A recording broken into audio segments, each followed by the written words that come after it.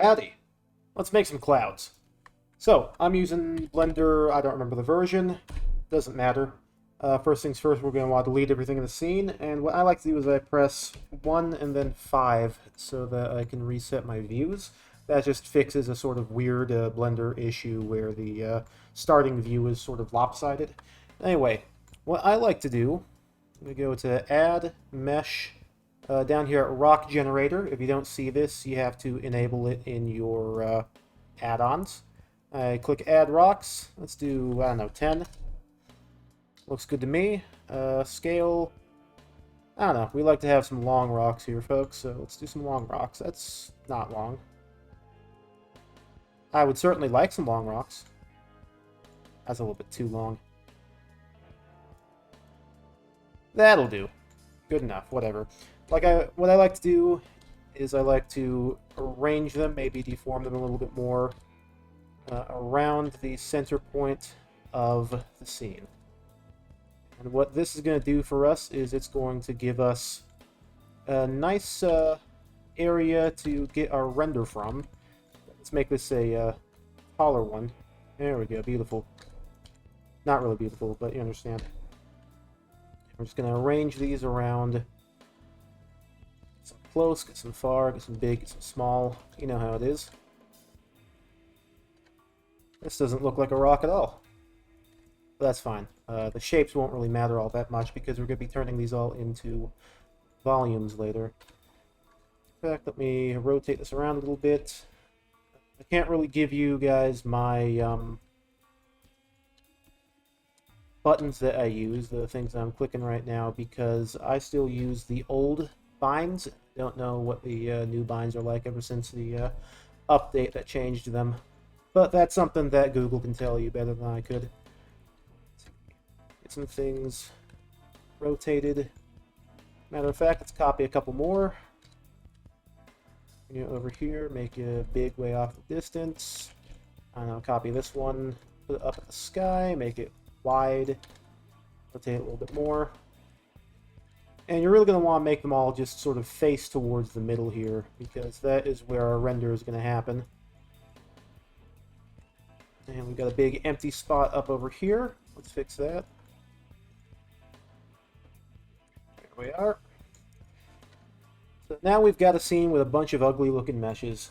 You'll never guess what we're going to do next. That's right, we're going to join them. That's Control J for the old binds. I don't know what the new binds are. But we're going to join them. We're going to apply all the modifiers. There we go. Now we got this singular mesh that's got all these weird, funky looking bits and bops all over the place. And then I'm going to, I don't know what the new button is, but I hit space and apply all transforms. So now those guys are going to be centered around the origin point of the scene. Just increase the scale a little bit. And now I'm going to go ahead and add a volume. So empty volume, we go to add modifier on the volume, mesh to volume, and then for the object, we're going to choose this bad boy right here. Voxel amount, I don't like that. We're going to go to voxel size. This is just personal preference. We're going to do, I don't know, 0.01. That's going to give us some very fine voxels. And it's also going to freeze up my computer. Okay, maybe don't do 0.01. Maybe do like 0.05. So I'm going to pause the recording until it's done being frozen. There we go. So we've got 0.05 voxel size. And if I go ahead and hide the original meshes, you can see a whole bunch of weird looking stuff here. That is because we are not in the actual render viewport. So before we switch to that, let me go up here and switch our render engine from Eevee to Cycles.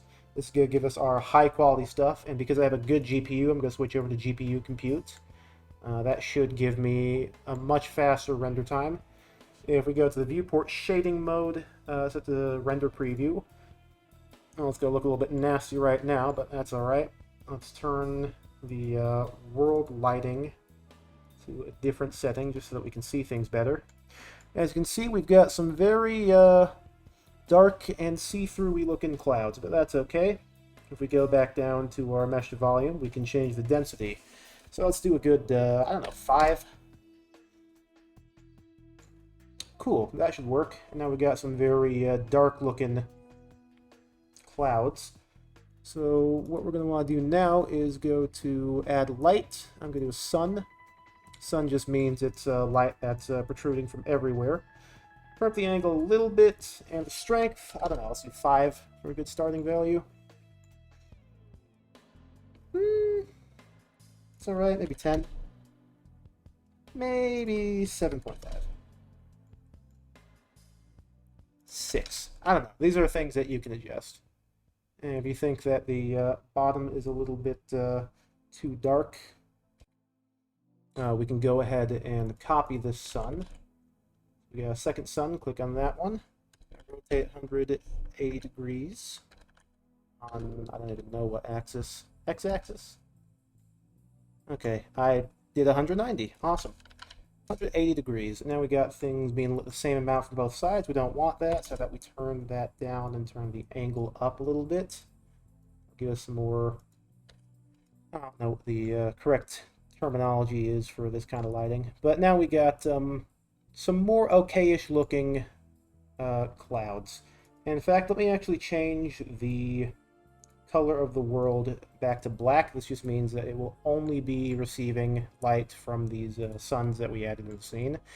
And this looks probably okay-ish. Maybe I would adjust the angle a little bit more so that there aren't quite as many dark spots. Oop. We don't need 180 degrees there.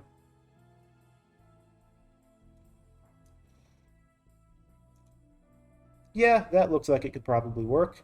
So here's what we're going to want to do next. I'm going to switch back over to different viewport mode, just because it'll be easier to render. First off, you're going to want to make sure that the rocks, the original mesh that we made the volume off of, has the render mode disabled. Because when we're actually rendering out our pictures here, we don't want those rocks to be visible.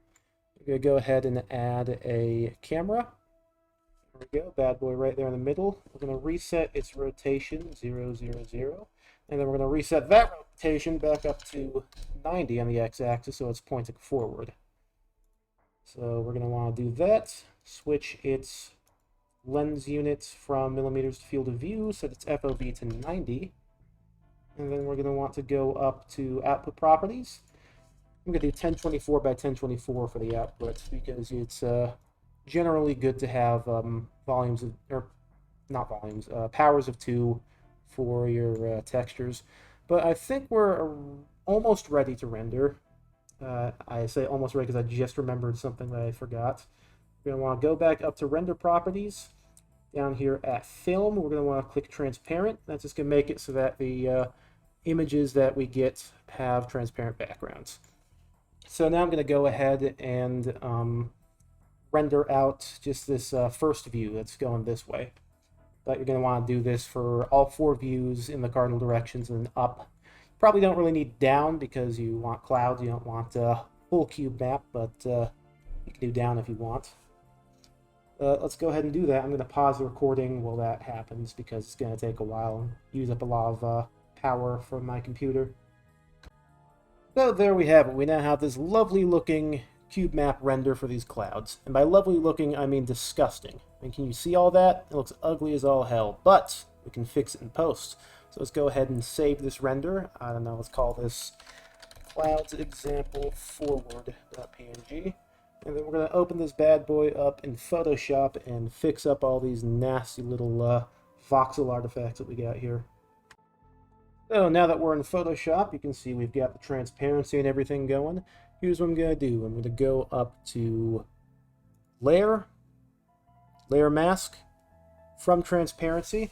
I'm going to press Alt and left mouse to get to this. I'm going to do Control A to select it all. Control C, Control V, that's just going to get this mask on a new layer, which we're going to want. Because now we're just going to go up to Filter, Blur, Gaussian Blur, and we'll do a radius of 10. That's going to fix up our nasty little artifacting, but it's also going to make the whole thing blurrier, and we don't want the whole thing to be blurrier. So we're going to do Control A, Control C on our copied layer. We're going to Alt-click on the mask, Control V, and that's just going to give us our original mask back. So there we go. Simple as that, we've now just made one of the 5 faces to a cube map. And obviously, once you have a cube map of these clouds that you have available for any sort of use you'd like, you can do whatever you want with them. There we all have it. That is how I make clouds.